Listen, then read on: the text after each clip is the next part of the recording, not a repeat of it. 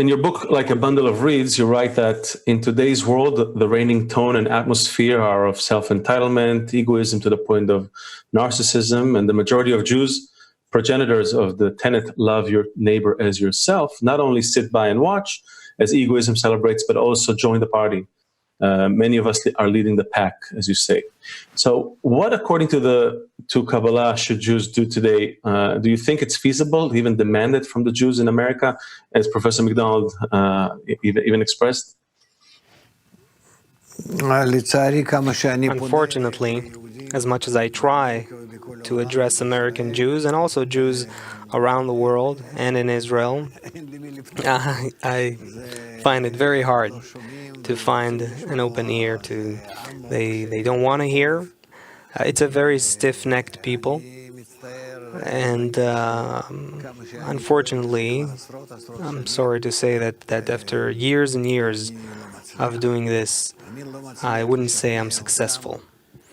It's difficult to explain to them that we are to blame for the nations of the world's attitude towards us, and that a lot depends on our behavior, on that we need to change our shape, our attitude, and the attitude towards us will change as well, and all nations will then accept us differently.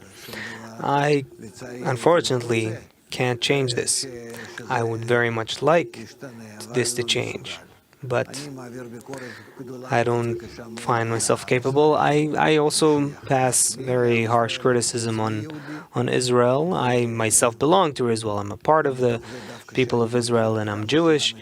But from knowing just how much that nation has to serve as an example for the rest of the world, and how much influence it does have on the world, even though it's a very small group, it has a very disproportionate influence, and we see that. But it's supposed to use that influence to provide a positive example for positive behavior, and then the whole world will change for the better. But I'm talking about this a lot for a long time. In the meantime, not very successful. But I do see that there were many people, known people, such as Henry Ford, for example, who wrote about the role of the Jewish people. He recognized it.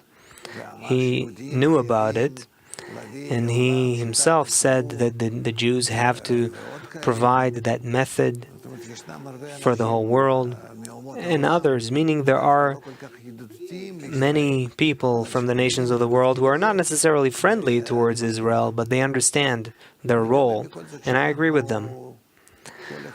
So let's hope that everyone from his direction will be able to first awaken the Jews that they have to change, and accordingly a change will happen in the rest of the world as well.